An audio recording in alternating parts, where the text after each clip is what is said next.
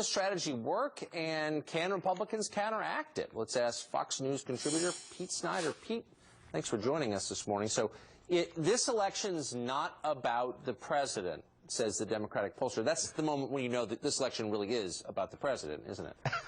Absolutely. When his disapprovals are hovering around 61%, one of the worst in the history of polling, you know you're dealing with something really bad. And Linda Lake, God bless her, it's a pithy soundbite, but I got to tell you, Ed Gillespie in Virginia would love to talk about Obamacare 24/7 against Mark Warner. So I welcome the Democrats trying to bring their fixes. I mean, I think it's kind of like asking for a prenup 4 years into a bad Kardashian marriage, right? The very fact that you're asking for it proves there's something wrong, and you probably should have done that in the beginning.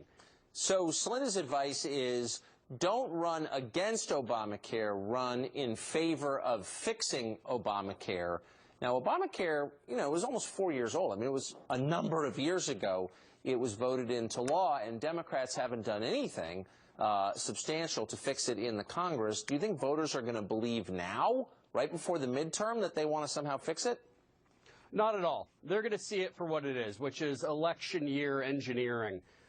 This is just a badly conceived law. It was ramrodded through by a partisan vote. It doesn't work, Tucker, and the American people know that. So you have folks like Mark Warner, again, in Virginia, who has a business background. He's going to try to say he could be Mr. Fix-It on this thing, but if it were an investment, he never would have invested in the business plan of Obamacare because it was too rosy, badly conceived, and highly partisan.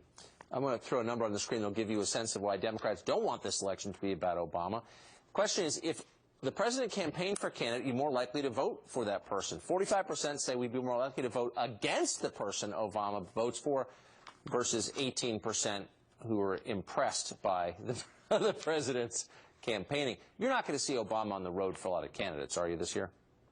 Tucker, we'd love to see him everywhere. I mean, I think we want to fire up Air Force One, get the president everywhere possible on the campaign trail. It's going to be really interesting to see how many times he's down with campaigning with Mary Landrieu in Louisiana, what he's doing in Arkansas, and what he's even doing in Virginia. He was in Virginia all the time in 2012. I doubt you're ever going to see him cross the river.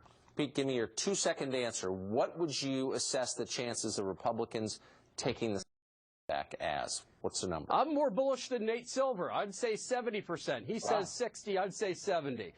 This is going to be a banner year for Republicans, and we want Democrats talking about Obamacare. Bring it on. Let's talk about repealing and replacing this ill-conceived law. Thanks, Pete. Appreciate it.